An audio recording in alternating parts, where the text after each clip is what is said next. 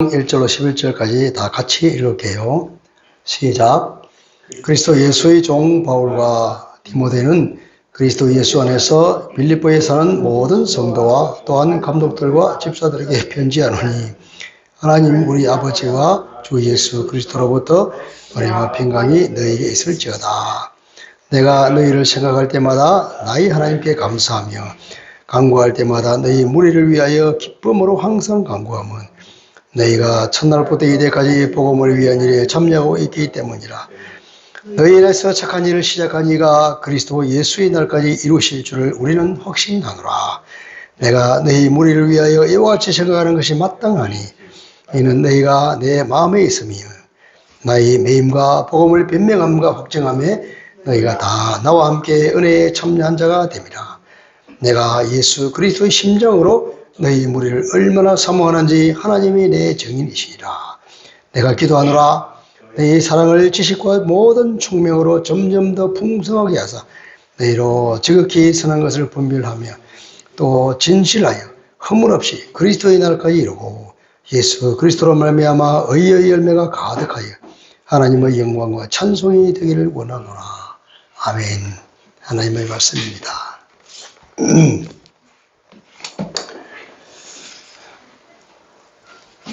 어떤 교회를 보면 그 교회와 그 교회를 다니면 목회자와의 관계를 볼 수 있습니다.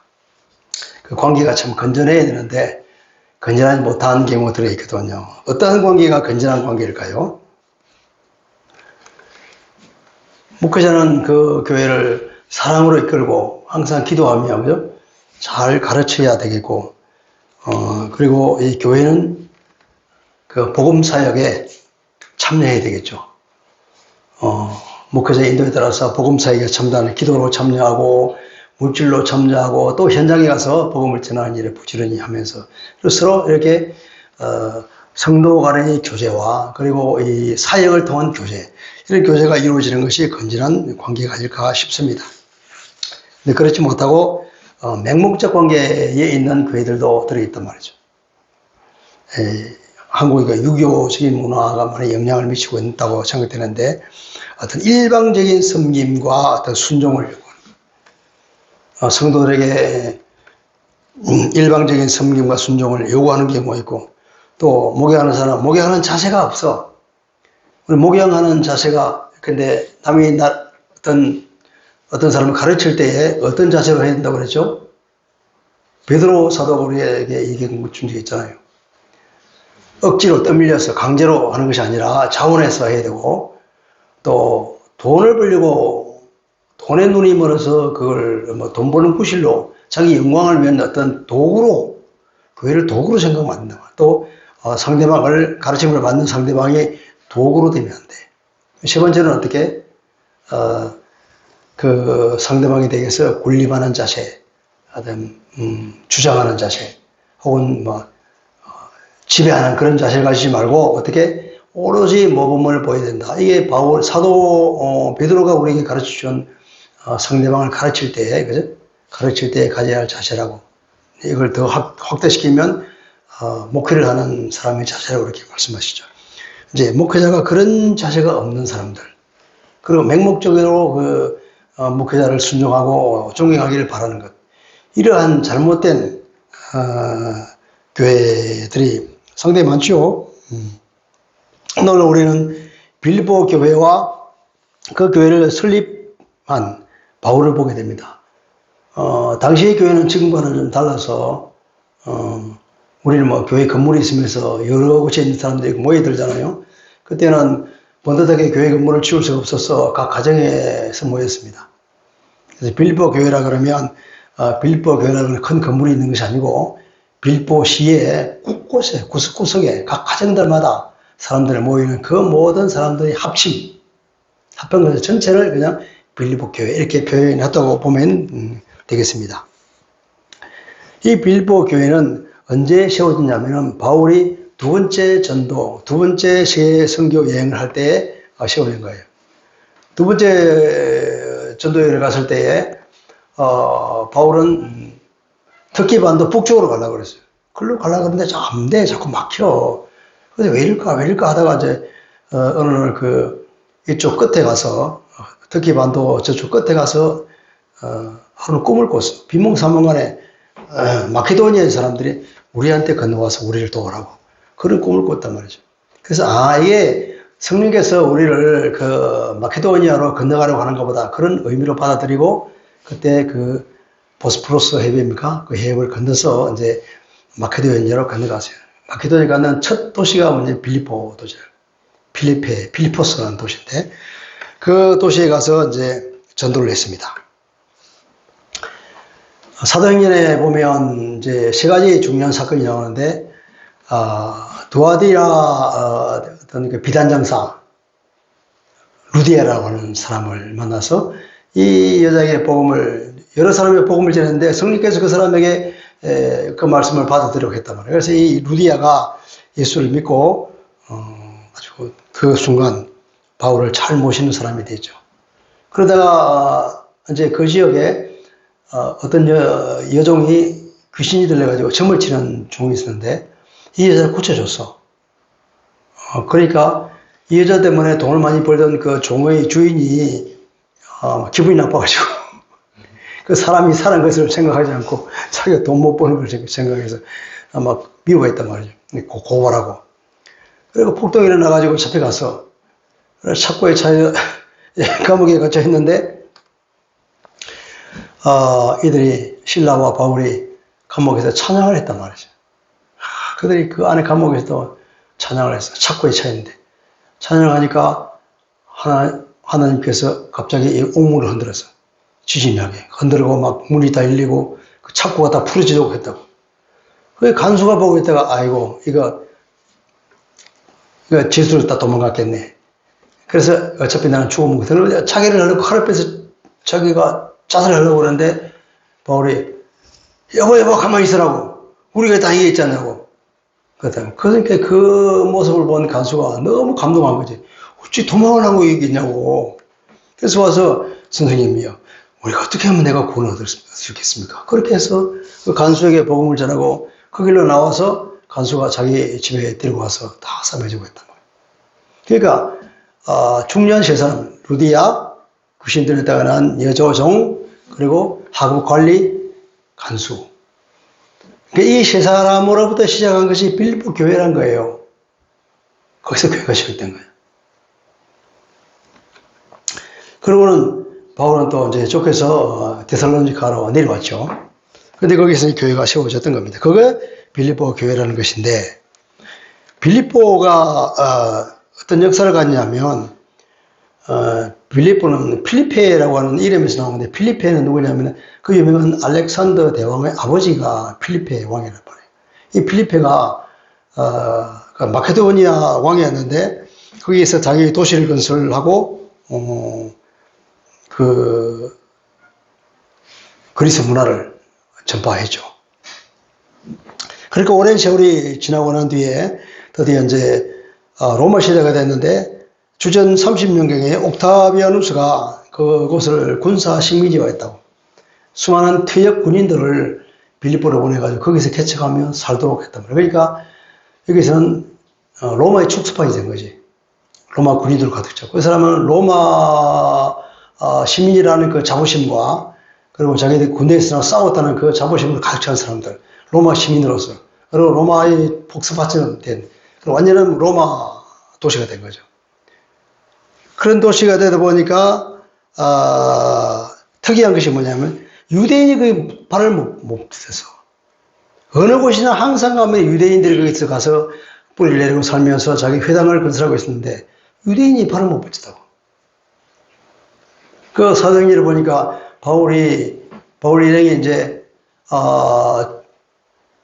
안식일 돼가지고 기도할 곳이 있는가를 찾았다 그랬죠. 그러니까 회당을 찾은 거예요.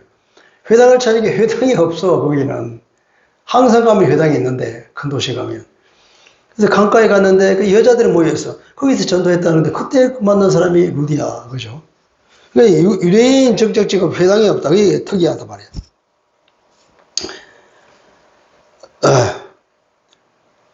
그런데 이 교회가 그러니까 교회가 반듯하게 잘 성장한 거예요. 근데 이 방해자가 없어서 바울이 가서 전도하는 곳마다 늘 유대인 그리스도인들이 와서 방해했다고. 유대인들이 와서 방해하고. 저 바울 엉터리다 그러면서. 하나님의 율법을 거부하는 사람이라고 그렇게 생각하면서 방해를 했는데 그런 방해자 유대인이 없으니까 교회가 오히려 반듯하게 잘 성장했어요. 그러고 나서 이제 10여 년이 흘렀습니다. 이때가 주고 49년이나 50년 될 텐데 바울이 이제 3차 여행을 다 마치고 어떻게 됐습니까? 체포돼가지고 로마로 갔잖아요. 거기서 재판을 안 해주니까 내가 가이사에게 상소한다 그래가지고 로마로 이제 재판받으러 온 거예요. 그러니까 이제 죄수의 몸으로 와서 그 당시에 이제 감옥에 있다 그러는데 사실은 감옥은 아니고 가택연금 상태. 어느 정도 자유로워서 이제 주변에 군사를 시키기만 하고 자기를 찾아오는 사람은 자유롭게 만나고 얘기하고 이랬단 말이에요. 말하자면 미결수로 있는 그 기간, 61년에서 63년 정도, 63년에 이제 풀려났는데, 그 기간 중에 이 편지를 썼죠. 그때 쓴 편지를 우리가 옥중서신이라고 하는데, 옥중서신이 어떤 거 있죠? 오늘 우리가 읽었던 빌립보서, 그리고 에베소서와 골로새서, 빌레몬서. 에베소, 골로새, 빌레몬서는 동시에 썼다고 추측되죠. 한 사람이 가는 걸음에 에베소에 들어주고 골로새에 들어주고 골로새에 있는 빌레몬에게 준 편지. 그렇게 해서 에베소, 골로새, 빌레몬서가 있고 그리고 빌립보에도 특별히 편지를 썼는데 이 빌립보가 이 빌립보서로 남아있다는 거예요. 근데 우리가 읽어보니까 바울은 이 빌립보 교회에 대해서 남다른 애정을 가지고 있는 걸 보잖아요. 참 이 빌립보 교회를 사랑하는 것 같아, 바울이. 바울은 자기를 소개하면서 늘 사도라는 걸 강조해. 왜 사도라는 걸 강조하냐면 당신은 사도가 아니야 이렇게 반대하는 사람은 많다 보니까 그걸 강조해야 돼. 그런데 여기 보니까 사도란 말이 없어. 그리스도 예수의 종 바울과 디모데는 이렇게 나오잖아요. 그리스도 예수 종. 바울은 사도란 말을 할 필요가 없어요. 왜냐하면 이 빌립보 교인들은 바울을 사도라고 하는데 조금도 의심을 가지지 않아요. 추호도 그거 없어요. 완전히 바울을 믿고 복음을 그대로 받아들인 사람들. 왜 디모데가 들어갔을까요? 그때 같이 전도를 가서 디모데가 같이 갔거든. 그러니까 디모데 이름과 지어준 거예요. 그리고 이제 성도들에게 편지를 하는 거예요. 성도들에게. 그리고 더불어서 감독들과 집사들에게. 여기서는 감독들도 있고 집사들도 있는 거예요. 여러 명의 감독과 여러 명의 집사가 있다는 것은 뭐냐면 교회가 그만큼 크다는 얘기겠죠. 빌립보 전역에 걸쳐서 많은 교인이 생긴 거예요. 큰 교회로 성장하겠다고 볼 수 있겠죠. 이게 교회가 컸는데 바울과 이 빌립보 교인과는 성도들과는 서로가는 친밀한 유대 관계에 있음을 우리가 추측해 볼 수가 있습니다. 그러니까 이게 유대인 그리스도인 방해가 덜하고 설령에서 다시라도 그 이간질을 잘 견뎌냈기 때문에 빌립보 교회가 큰 문제 없이 잘 성장한 걸로 볼 수 있죠. 그런데 갈라디아 교회 같은 경우는 갈라디아 전도하자마자 와서 보니까 막 그 유대인 그리스도인이 가서 바울 저 엉터리다, 엉터리 복음이다 그래서 사람들이 다시 율법으로 돌아가 그러면서 그런 소문이 들으니까 바울이 화가 나가지고 막 급히 쓴 편지가 갈라디아서란 말이죠. 곳곳에 그런 일이 있었는데 참 여기는 빌립보 교회는 큰 문제 없이 잘 성장한 것 같아요. 이 교회는 건전한 교회를 볼 수 있습니다. 그들은 복음을 받고 삶이 변하고 이제 바울의 복음 사역에 늘 동참했던 교회입니다. 그러잖아요. 5절에 보면 너희가 첫날부터 이제까지 복음을 위한 일에 참여하고 있기 때문에 내가 기도할 때마다 너희를 위해서 기쁨으로 기도한다 그렇게 얘기하잖아요. 내가 너희를 생각할 때마다 나의 하나님께 감사하며 이 빌립보 교회가 너무 곱게 잘 크기 때문에 이 빌립보 교회를 생각할 때마다 바울은 너무 기뻐. 그래서 하나님께 감사하는 거예요. 하나님 빌립보 교회 저렇게 잘 성장해 주게 해주셔서 감사합니다. 그리고 그 빌립보 교인들에게 남다른 애정이 있으며 기도할 때 기분이 좋을 것 아닙니까? 이들을 생각할 때마다 기분이 좋아. 그렇잖아요. 4절에 간구할 때마다 너희 물을 위하여 기쁨으로 항상 간구한다. 기도할 때마다 기분이 좋아. 어떤 교회에 문제가 있으면 그 문제를 해결해 달라고 하나님께 기도할 때 얼마나 문제를 해결하기 위해 기도하는 문제가 마음이 무겁겠어요. 근데 빌립보 교회를 위해서 기도할 때는 기쁜 마음 즐겁게 기도하는 거예요. 이게 이 빌립보 교회를 위해서 기도할 때 그냥 기도하는 게 아니라 간구한다 그래. 간청하는 기도를 드리는 거예요. 그만큼 세게, 힘있게, 그리고 기쁘게 기도하는 거예요. 그만큼 빌립보 교회는 바울의 사랑을 받는 교회야. 바울의 사랑을. 그런데 이 교회가 사실은 큰 시련과 가난을 견뎠다는 거 아닙니까? 그럼에도 불구하고 이 빌립보 교회는 복음을 떠나지 않았던 거예요. 고린도후서 8장 2절을 보면 세 번역으로 읽어드릴게요. 그들은 이 빌립보 교회를 말하죠. 그들은 큰 환난의 시련을 겪으면서도 기쁨이 넘치고 그리고 극심한 가난에 쪼들리면서도 넉넉한 마음으로 남에게 베풀었습니다. 이 어려운 상황에서도 복음을 위해서라면 헌금하자 그러면 온 힘을 다해서 헌금을 했던 그런 교회예요. 믿음이 없이 헌금할 수 있겠습니까? 이 복음 사역에 대한 그런 애정과 그 의미를 알기 때문에 그렇게 어려운 가운데서도 이렇게 열심히 헌금했던 교회가 빌립보 교회라고. 또 보면 개인이든 교회든 어떤 환난과 시련이 있어요. 그 환난과 시련을 견뎌 통과할 때 신앙이 성장하는 걸 보게 됩니다. 인간이 연약한 육신을 가지고 있기 때문에 하나님께서 그 시련을 허락한 것 같아요. 그 시련이 없으면 사람은 타락하기 쉽거든. 타락한다고. 오히려 이 시련을 환난이 올 때에 오히려 하나님을 더 붙들게 되고 그 믿음이 자라는 걸 보게 된다. 참 이게 아이러니죠. 어쨌든 하나님께서는 우리를 연약한 신앙인, 연약한 하나님의 자녀로 만들기 원하지 않고 하나님은 항상 당신의 자녀가 뭐가 되기를 바라신다고요? 참새보다는 독수리가 되기를 바라요. 그러니까 그 독수리가 되려면 어떻게 해야 돼요? 어린 독수리가 날기 위해서는 그 시련을 견뎌내야 되겠죠. 그 태풍과 같은 그런 큰 바람을 타고 유유히 하늘을 나르기 위해서는 어떻게 해야 돼요? 수많은 연습과 그 고통을 견뎌내야 되는 거잖아요. 드디어는 이제 바람을 탈 줄 아는 그런 독수리가 되는데 하나님께서는 당신의 자녀들이 이런 독수리가 되기를 바라는 거죠. 그래서 우리에게 연단을 주고 환난을 주는 것 같아요.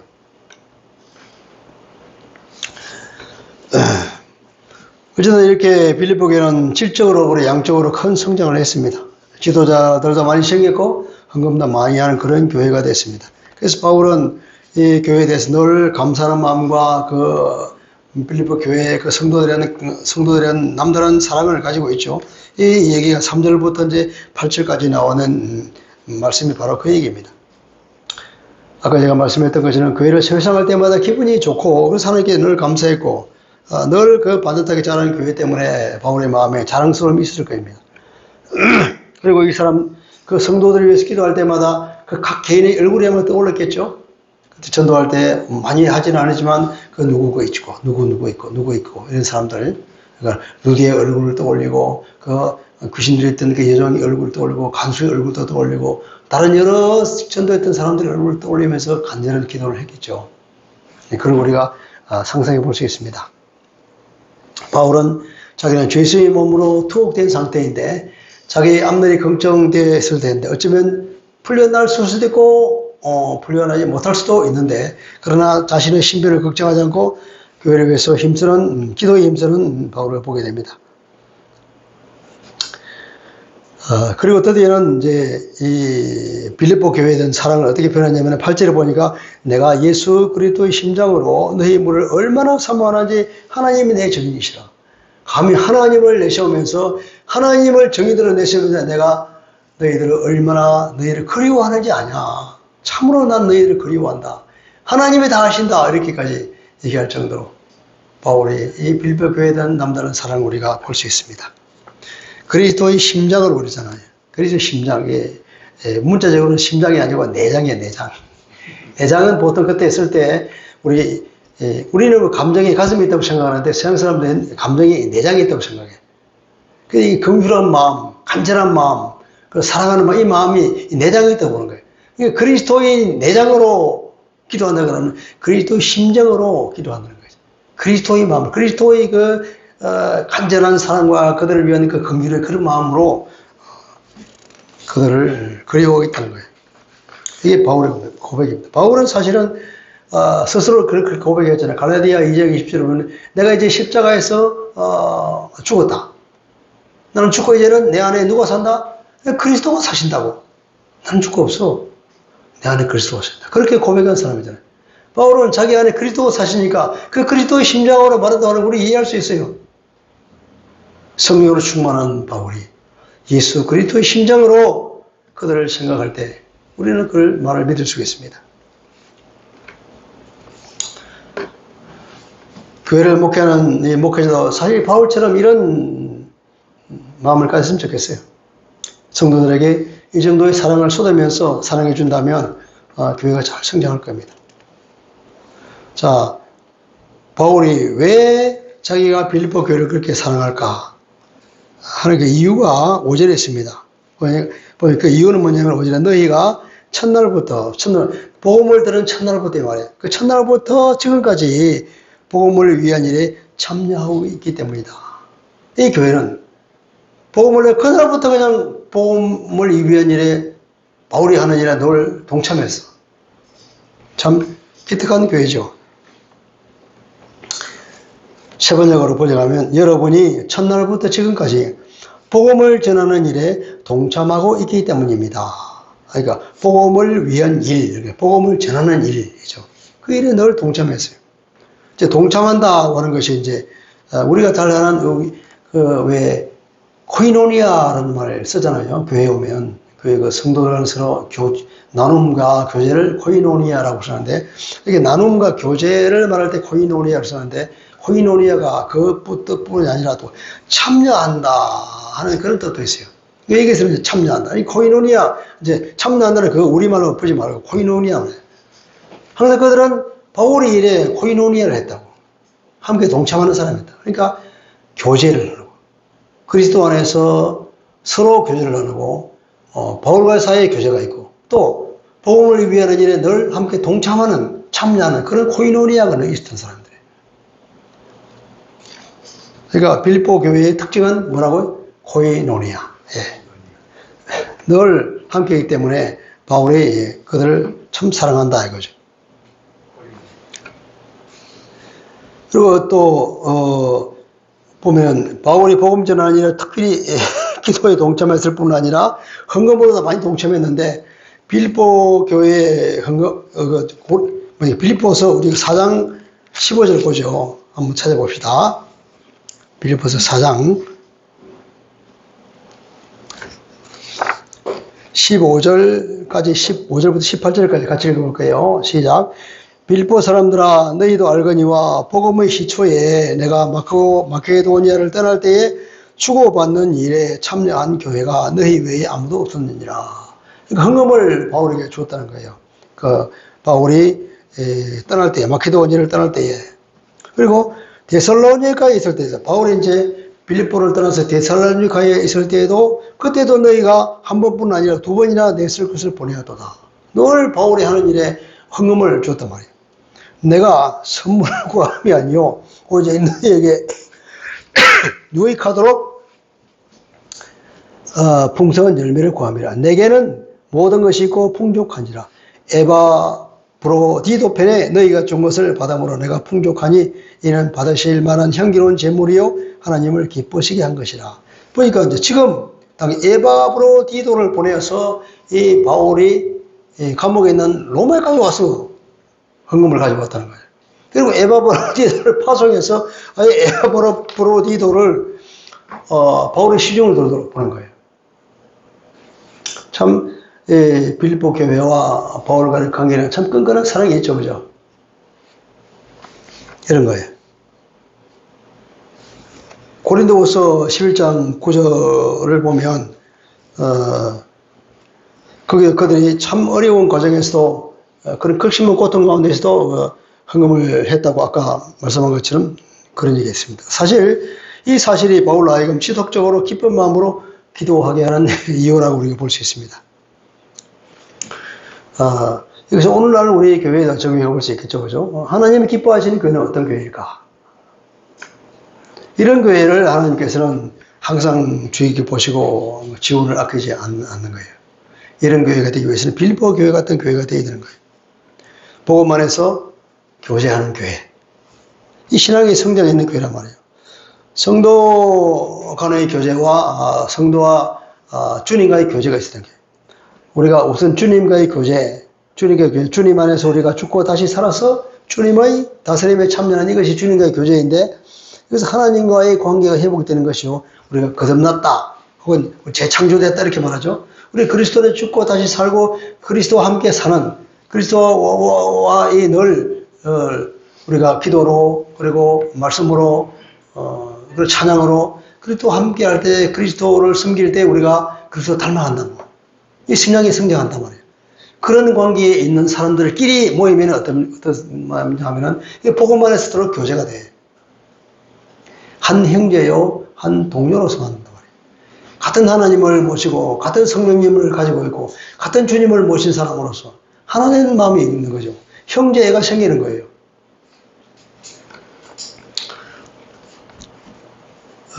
그러니까 이런 성도 간의 교제는 한 마음을 가지고 동력하게 되고죠. 그러니까 또 함께 기쁨을 나누고, 슬픔도 나누죠. 그러니까 함께 울고 함께 웃는 것. 이게 말하자면 성령 안에서 나누는 교제요. 이것이 믿음의 교제라 이렇게 표현할 수 있습니다. 성도 간의 교제, 성령의 교제요, 믿음의 교제. 세상적인 교제와는 차이가 좀 있습니다. 우리가 인간적인 방법으로 친해지려면 어떻게 합니까? 부지런히 만나서 밥 먹죠. 부지런히 만나서 놀죠. 바둑도 두고 술도 마시고 또 저기 골프도 치러 가고 등산도 다니고 부인을 다니면서 이렇게 친해진다고 그러는데, 그리스도 안에서의 교제는 이런 거 세상적인 거 하는 것이 아니라 우리가 한 성령 안에서 한 하나님과 한 예수를 믿는 사람으로서 그런 형제로서 복음에 참여하면서 우리가 교제를 나누는 거예요. 같이 동력한다. 같이 기도하고 어떤 같은 문제를 가서 함께 울어주고, 이것이 성도 간의 교제입니다. 이렇게 복음 안에서 늘 교제함으로써 신앙의 성장하는 이 교회, 빌립보 교회 같이 이런 교회가 하나님이 사랑하는 교회란 말이에요. 두 번째는 어떤 교회입니까? 복음 전하는 일에 또 참여하는 거예요. 이것이야말로 교회의 본분이 아닙니까? 복음 전하는 일에 이런 참여하는 이 교회, 그런 교회가 하나님의 사랑을 받는 교회라. 우리 교회도 그런 교회가 됐으면 좋겠습니다. 그래서 바울은 확신합니다. 6절을 읽어볼까요? 6절에 보면은, 너희 안에서 착한 일을 시작하시니까 그리스도 예수 날까지 이루시죠. 우리는 확신하노라. 우리는 이게 번역이 우리가 아니고 나는 이거. 6절은 원문을 보면은 나는 확신한다. 이게 제일 먼저 나와요. 나는 확신한다. 뭘 확신하느냐 하면은, 너희 안에서 착한 일을 시작하시니까 예수 그리스도의 날까지는 그것을 완성하실 줄을 나는 확신한다. 이런 빌립보 교회를 보면서 바울은 확신하는 거예요. 이 교회 모든 성도들 반드시 구원을 하나님께 이루어 주시겠구나. 이런 교회야말로 하나님이 구원을 이루어 주시지 어떤 교회를 하나님께서 이끌어 가시겠는가. 그 바울이 확신이에요. 빌립보 그런 확신을 가지면서 바울은 빌립보 성도들 모두를 위해서 간구하는 기도를 한다. 그렇게 말했죠. 여기서 이제 너희 안에서 착한 일을 시작하시니까, 참 착한 일 좀 유치한 번역인데요. 착한 일이 아니고 좋은 일이란 말이에요. 영어로는 good work라고 번역했어요. 좋은. 물론 착할 선자, 선한 일, 하나님 선한 일, 선하면 그대로 번역하면 선한 착할 선자잖아요. 그러니까 착한 일, 이런 일이 아니지. 그런 착한 일이 아니고 좋은 일. 뭐가 좋은 일입니까? 무엇이 좋은 일이에요? 하나님의 구원 사역. 온 세상을 구원하시고 있다는 하나님 그 원대한 계획이 이제 이 교회 안에서도 하나님이 이루신단 말이에요. 그 구원 계획을 이제 하나님께서 빌립보 교회에 시작하셔서 그것이 하나님의 선한 일이에요. 하나님 참 착해. 그렇게 말합니까? 하나님은 선하신 분이지. 그 선하신 일을 시작하셨다는 거예요. 그 시작하신 하나님께서는 어떻게 예수 그리스도가 오시는 그날까지, 주님이 재림하는 그날까지, 세계 심판에 있는 그날까지는 반드시 그 구원을 완성하실 것을 나는 확신하노라.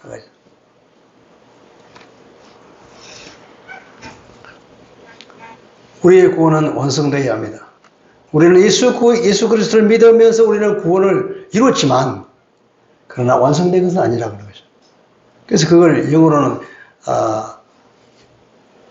already와 yet의 사이에 있다고 그래요. 우리 이미 구원을 받았어. 예수를 믿을 때. 그러나 아직 완성이 안 됐어. yet. 예수님이 오실 그날까지 우리는 구원이 점점 자란다. 완성해 나간다. 그래서 이 일을 하나님께서 반드시 하실 거라고. 그래서 이 말이 굉장히 중요한 교리적으로, 흔히 말하는 성도의 견인이라는 말을 들어봤죠, 그죠? 성도의 견인. 견인 그것도 안 좋은 단어인데, 우리는 잘 안 쓰는 단어인데, 지금은. 성도의 인내라고 봐야 돼요. 성도 인내. 성도는 예수를 믿으면서, 이제 신앙생활을 해 나갑니다. 생활을 해 나가는데, 그게 평탄하지가 않아요. 인내가 필요해. 인내를 그치고 끝내는 어떻게 하나님께서 구원으로 이끌어 가신다 하는 것이 바로 이 구절 때문인 거예요. 너희 가운데 선한 일을 시작하신 하나님께서 주님이 오실 그날까지 반드시 그 구원을 완성시켜 주실 것이라고 나는 확신하노라. 빌보 교회를 보면은 바울은 그런 마음이 드는 거예요. 여러분을 보면서도 바울이 나는 그것을 확신하노라 하는 그런 말을 들었으면 좋겠어요. 네. 그러려면 우리가 어떻게 해야 된다고요? 이렇게 믿음 안에서 하나님과 우리 주님과의 교제가 있고, 그리고 복음에서 함께 교제를 나누는 이런 두 가지 교제가 동시에 이루어지면서 믿음에 성장하는 사람을 볼 때에, 저 사람은 반드시 예수 믿는 사람이 맞다. 저 사람이야말로 종래에는 반드시 하나님 나라의 영광에 들어가겠구나 하는 걸 알 수가 있는 거죠. 그래서 이걸 우리가 이제 좀 더 확대시켜가지고, 이제 선택받은 사람, 예수 그리스도를 믿고, 때가 되면은, 하나님께서 우리를 선택한다고 그랬잖아요. 미리 아신 그 사람을 때가 되면은 예수 그리스도 보내서 우리가 선택하시고, 예수를 믿게 만들고, 그리고 점점 그 신앙을 좀 하게 나가다가 드디어 영광에 들어가는 것. 그래서 선택받은 사람은 끝내 구원의 완성에 이르게 된다. 이것이 우리가 하나님의 열정, 열심 이렇게 표현하죠. 하나님의 신실하신다고 우리에게 얘기를 합니다. 그러면 왜 바울이 이런 확신을 하느냐 하면 7절을 보니까 내가 너희 무리를 위하여 이와 같이 생각하는 것이 마땅하다. 당연하지. 왜냐? 이런 너희가 내 마음에 있기 때문이다. 바울이 빌립보 교회가 자기 마음에 있대. 자기 마음에 빌립보 교회를 가지고 있는 거예요. 자기 마음에 심어 있어. 다 마음에 간직하고 있는 거예요. 바울이 그 마음에 간직하고 있다면 늘 기도하는 거잖아요. 그러니까 당연히 구원을 완성하는 거지. 내가 늘 기도하는데? 또 나의 매임과 복음을 변명함과 확증함에 너희가 다 나와 함께 은혜에 참여한 자가 됩니다. 내가 매임과. 그러니까 매임부터 바울이 복음 때문에 이게 죄수로 갇혀있는 그 기도 함께 했고, 그리고 사람들을 만날 때마다 복음을 변명하는, 복음을 변정하는데, 복음을 변호하는 일에도 함께 했고, 복음을 확정합니다. 복음을 확실하게 심어주고, 씌워주고, 이 법정적인 용어들 확정해서 복음이 맞다고 하는 그 일에도, 바울이 힘드는 일에도 늘 함께 했던 사람. 이 함께하는 이 일은 좋은, 기쁜 일만 있는 것이 아니라 어려운 일과 고난도 많단 말이에요. 그런 수많은 고통과 고난과 역경 가운데 다 함께 했던 그것을 바로 오히려 은혜라고 표현하잖아요. 좋은 일, 나쁜 일을 다 뭉뚱그려서 이 은혜에 참여한 자가 되었다. 그러죠.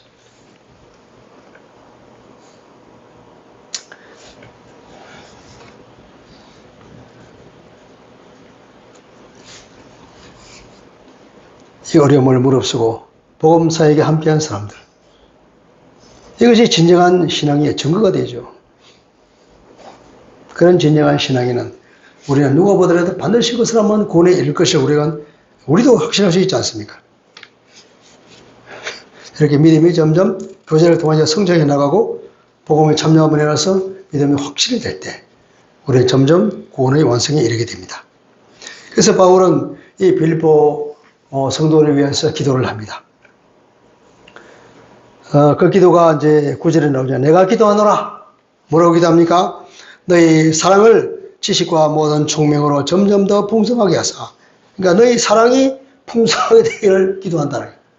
사랑이 어떻게 사랑이 풍성하게 되는데 특별한 말이죠. 지식과 모든 총명으로 지식과 모든 총명 안에서 지식과 모든 총명을 통하여서 하는 거예요.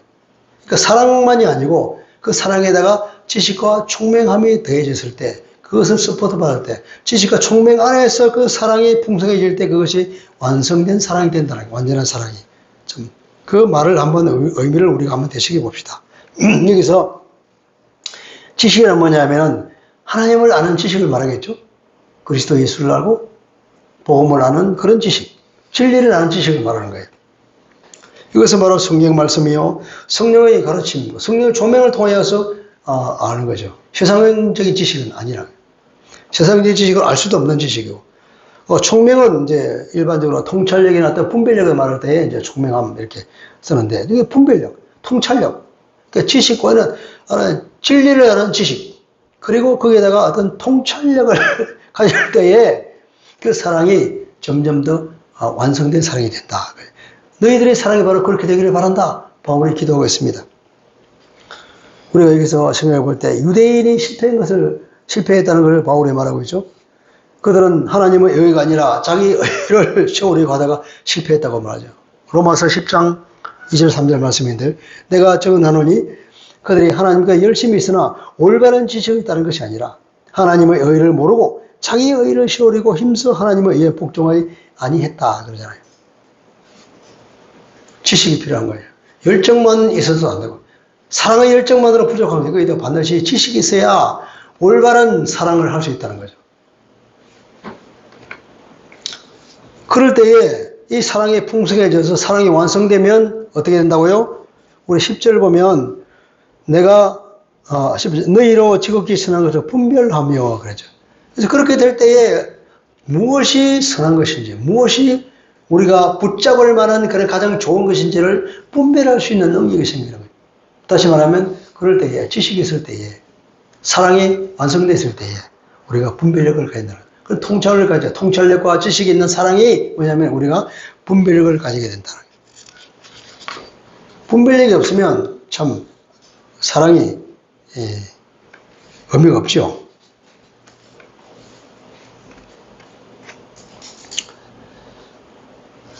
또 뭘 위해서 기도하냐면은 10절 보면 또 진실하여 허물 없이 그리스도의 날까지 이루고 하는 건데, 그런 삶이 지속되기를 바란다는 거예요. 진실하여 허물 없이 그리스도의 날까지 계속 살아가라는 거죠. 세 번역은 그렇게 번역했습니다. 여러분이 그리스도의 날까지 순결하고 흠이 없이 지내며, 계속 그런 삶을, 깨끗한 삶을 살아가라는 거죠. 진실하다는 것은 순수하다는 겁니다. 섞인 것이 없는 것, 도덕적으로 순결한 걸 말하는 거예요. 허물이 없다는 것도 허물 없다, 나무랄 데 없는 것, 아무런 죄와 무슨 책망할 것이 없는 것, 그러니까 깨끗한 사람으로 순수한 신앙, 그죠? 도덕적으로 아무 흠결도 없이 그렇게 깨끗한 사람으로 잘 그 삶을 주님이 오신 그날까지 그런 삶을 계속 유지해 가기를 바란다. 우리 모두가 다 이런 삶을 살았으면 얼마나 좋겠습니까? 우리 모두는 다 죄를 지을 수밖에 마음에 더러움이 많는데 이럴 때 된다면 참 얼마나 좋겠어요. 말을 그대로 이런 자유 그 자체지. 공자는 그렇게 표현한 자기가 나이가 70이 되니까 자기가 종심소욕이나 부려고 했다. 내 마음대로 하더라도 내가 무슨 허물이 없었다 그러잖아요. 그런 어떤 나쁜 일을 하고 남의 허물이 될 만한 그런 짓을 할 마음이 내 마음에 안 생긴다는 거죠. 그 참, 된 사람인데, 우리도 그리스도 안에 성령 안에서 이렇게 된다면 얼마나 좋겠습니까? 이게 그리스도의 날까지 진실하여 허물 없이 그리스도의 날까지 다 그렇게까지 살아가면 좋겠다는 거예요. 얼마나 좋은 기도예요? 이런 기도를 한다는 거예요. 세속에 물들지 않는 신앙을 지키는 것, 성숙한 신앙이 되기를 바란다. 그건 바울의 기도죠. 그렇게 되면 어떻게 됩니까? 11절에 보면 그리하여 예수 그리스도로 말미암아서 의의 열매가 가득하여 하나님의 영광과 찬송이 되기를 원하노라. 그렇게 드디어는 뭐라고요? 그 결과 예수 그리스도가 주시는 의의 열매가 가득 차서 이제 하나님의 영광과 찬송이 되기를 바란다. 의의 열매는 예수 그리스도를 통해서 온다는 거죠. 그래서 보면 예수 그리스도를 말미암는 의의 열매라고 그랬잖아요. 그 의의 열매는 예수 그리스도로부터 오는 거기 때문에 예수 그리스도를 말미암아 이렇게 표현하죠. 요한복음 15장 5절입니다. 나는 포도나무여 너희는 가지라. 그가 내 안에 내가 그 안에 거하면 사람이 열매를 많이 맺느니 나를 떠나서는 너희가 아무것도 할 수 없으면 나를 떠나서는 아무것도 안 돼. 마치 가지가 줄기에 붙어 있다는 것처럼 주님 안에 있어야 돼. 그때 우리가 열매를 맺는다고. 그렇죠? 이 의의 열매, 성령의 열매라고 그러죠. 이 성령의 열매가 어디서 온다고요? 우리가 예수 안에 있을 때만 가능한 거예요. 그래서 예수 그리스도로 인한 의의 열매라고 그랬죠. 그 열매는 우리가 맺는 것이 아닙니다. 성령께서 우리에게 열매 맺게 해주시는 거예요. 그래서 여기서 보면은 열매가 가득 차서 하는 것은 수동태예요. 가득 차져서 내가 채우는 거 아니에요. 그래서 어떻게 하냐면 그것이 하나님의 영광이요 하나님의 찬송이라고 그랬어요. 하나님의 영광, 하나님의 찬송. 하나님을 찬송하는 것입니까? 아니면 하나님께 영광을 돌리는 겁니까? 그 자체가 하나님의 영광이죠. 그 자체가 하나님의 찬송이 아닙니까? 그렇게 성숙한 신앙으로 자라는 그 모습. 그 자체가 하나님께 영광이죠. 그 자체가 하나님의 찬송이 아니겠습니까? 그렇게 되기를 바란다고. 여기서 의의 열매가 많다. 이 의라고 하는 것은 우리가 구원받는 의예요. 그러니까 구원받는데 무죄 선언이죠. 디카이오 신이라고 하는 것은 법정적으로 아무 어차피 없어. 무죄한 그런 구원 얻는 의거든. 그 의를 말하는 것이 아니고 우리가 성도의 삶에서 나타나는 거룩한 삶, 하나님의 뜻에 합당한 삶, 그런 거죠. 그 삶을 통해서 증거되는 어떤 성화의 증거들을 의라고 표현한 거라고 봅니다. 그런 풍성한 열매들. 쉽게 말하면 우리가 갈라디아서 말하는 어떤 성령의 열매, 뭐 이렇게 생각할 수 있겠죠. 그래서 성숙한 신앙인이 되는 걸 바라는 거죠. 그렇게 되기를 바울이 간절히 바란다고. 그 바울의 기도가 바로 우리를 위한 기도도 되잖아요. 바울이 그렇게 기도하는데 하나님이 우리를 위해서 그렇게 바라시는데 우리도 마찬가지로 그렇게 되기를 힘써야 되겠죠. 그렇게 바라기를 간절히 원해야 돼, 마음에. 우리 마음이 원하고, 마음이 원한다 그러면 내가 그렇게 행동으로 드러나겠죠, 그죠? 물론 우리가 그렇게 될 수는 없습니다. 몸부림치면서, 넘어지면서, 그런다. 그게 좋아. 난 그러고 할 거야. 하는 마음의 열망이 있을 때에 성령께서 우리를 도와주시고 점점 이끌어가서 주님 오시면 날 고뇌 꼬리난들 안에 주님의 영광 가운데 들어가게 되는 거예요. 자, 말씀을 다 요약해 볼까요? 바울이 각별히 사랑하는 빌립보 성도들을 우리가 봤습니다. 바울로부터 복음을 잘 받아서 삶이 변했습니다. 반듯하게 성장한 교회였습니다. 그들은 목회자 바울에 대한 각별한 사랑과 복음 사역에 동참하였기 때문에 바울과 그들 사이에는 끈끈한 사랑이 늘 있었습니다. 바울은 이렇게 된 그 교회를 통하여서 하나님께 감사했고 그들을 위해 항상 기쁨으로 간구하는 기도를 했다고 합니다. 바울이 그들을 향해서 한 기도는 바로 우리를 위해서 한 기도이기도 한데 사랑의 지식과 분별력에 대해서 사랑이 점점 풍성하게 되기를 기도했고 그리하여 그들이 무엇이 최선인지를 분별하게 되기를 바란다고 했습니다. 우리가 분별력이 없으면 그 사랑이 좀 이상한 사랑이 되잖아요. 우리가 맹목적 사랑을 해서도 되는 것도 아니고 잘못된 사랑을 해서도 되지 않아요. 이게 분별력이 있어야 우리가 가야 할 것, 가야 할 곳, 안 가야 할 곳, 우리가 취해야 할 곳, 취하지 말아야 할 곳, 우리가 사랑해야 될 대상이냐, 사랑하지 말아야 할 대상이냐를 분별할 수 있다는 거죠. 열정만, 사랑만 있다고 되는 게 아니란 말이에요. 반드시 분별력을. 그래서 우리도 분별력을 가지게 되도록. 그리고 그리스도의 날까지 진실하고 허물 없는 상태를 유지하여 의의 열매 가득하기를. 분별력을 가질 수 있도록. 의의 열매 가득하게 되도록. 그렇게 기도하는데 우리가 그렇게 되도록 우리 마음에 이런 열망을 가졌으면 좋겠습니다. 성숙한 신앙으로 자라서 그리스도께서 주시는 의의 열매, 성령의 열매가 가득하고 하나님께 영광이요 하나님을 찬양하게 되는 거기까지 이르도록 성장하도록 기도한다 그랬는데 이게 바로 주님의 마음이겠죠. 그래서 우리도 빌립보 성도들처럼 주님의 관심을 받는 성도요. 우리 교회도 그런 교회가 됩시다. 그래서 복음 안에서 주님과 교제하고 그리스도 안에서 성도 안에 교제하는 이런 사람, 이런 교회가 신앙의 진보를 이루는 사람이요. 그런 성도의 모임이 그런 교회가 된다는 거죠. 성도의 신앙 성장을 통해서 교회가 본연의 임무를 잘 감당하는, 복음 사역을 잘 감당하는 교회가 주님의 관심을 갖는 교회가라 이 말이죠. 그래서 우리 성도가 힘써야 할 것은 아까 바울이 기도한 것처럼 사랑의 지식과 총명이 되어져서 사랑이 풍성해지는 것. 그 사랑의 완성이죠, 그죠? 무엇이 가장 좋은 것인지, 무엇을 해야 할 것인지, 그걸 분별할 수 있는 신앙이 되는 것. 그것이 우리의 목표. 그것을 우리가 열망해야 되는 거예요. 나는 그렇게 돼야 되겠다. 바울이 기도했으니까 나도 그 기도대로 돼야 되겠다는 그 마음을 우리 품어야 되는 거죠. 성숙한 신앙인으로서 그리스도가 주신 의의 열매가 가득 채워지기를 삶의 믿음의 증거가 풍성히 나타나는 그런 사람을 살아갈 수 있도록 그런 열망을 우리가 가집시다. 이렇게 되기 위해서는 우리가 그냥 되는 것이 아니라 성령의 인도를 받아야 되는 거죠. 그러려면 지식이 찾아야 될 그 지식, 진리에 관한 지식 뭡니까? 성경에 있잖아요. 말씀을 열심히 읽고 성령 안에서 기도하고 주님을 따라가는 그 삶. 그리고 그것이 내적으로 신앙에 가서 더이는 그것이 힘이 밖으로 펼쳐나가서 외적인 활동으로 나타나기까지 그렇게 되도록 우리가 힘씁시다. 좋으신 아버지, 오늘 빌립보서 첫 구절을 보았습니다. 바울과 빌립보 교회는 각별한 사랑 가운데 있는 것을 우리가 보았습니다. 정말로 빌립보 교회는 말씀을 그대로 있는 것을 잘 받아들이고 바울을 사도로 보는데 쭉 한치의 의심 없이 그들의 관계가 참 끈끈한 사랑의 관계로 연결되어 있습니다. 바울이 하나님 일에 적극적으로 돕고 함께하며 그 모든 고통 가운데도 함께했고 그 어려운 가족에서도 그 헌금을 내어서 복음사역에 동참하는 그를 보게 됩니다. 바울은 이 교회를 보면서 참으로 그 사랑을 베풀고 그 마음에 하나님의 정리적으로 말하면서 내가 얼마나 너희들을 주 예수 그리스도의 심정으로 너희들을 참으로 그리워한다고 이제 말하는 걸 보게 됩니다. 바울이 그 교회를 위해서 하는 기도, 그 기도는 바로 우리 모두를 위한 기도라고 생각합니다.